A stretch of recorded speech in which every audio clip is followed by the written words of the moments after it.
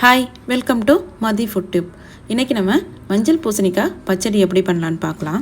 இந்த பச்சடி புளி இல்லாமல் பண்ணக்கூடிய பருப்பு குழம்பு, பொரிச்ச குழம்பு இந்த மாதிரி குழம்புகளுக்கு ரொம்பவே பொருத்தமாக இருக்கும். நீங்கள் இந்த சேனலை சப்ஸ்கிரைப் பண்ணலைன்னா முதல்ல சப்ஸ்கிரைப் பண்ணிக்கோங்க.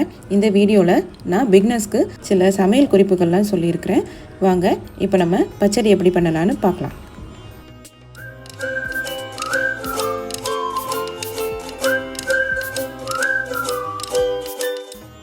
முதல்ல ஒரு பேன் எடுத்துக்கலாம்.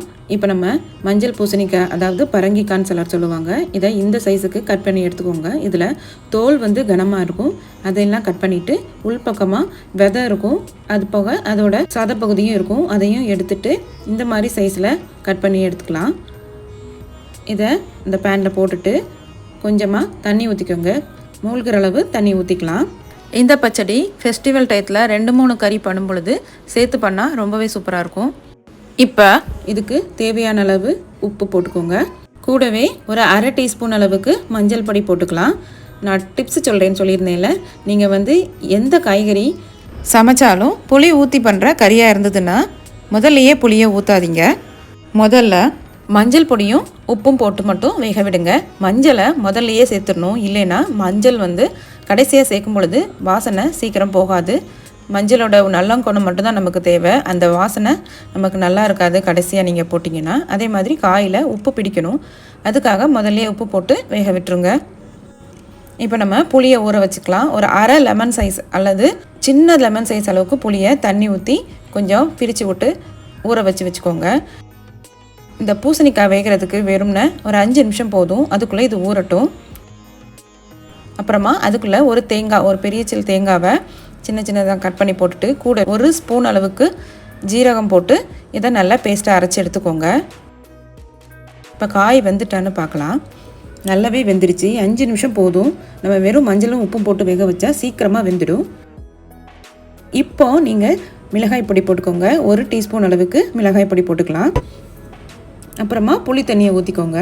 ரொம்ப அதிகமாக தண்ணி ஊற்றாதீங்க, பார்த்து ஊற்றுங்க. இந்த கூட்டு ரொம்ப தண்ணி ஆகிடும் இல்லைன்னா.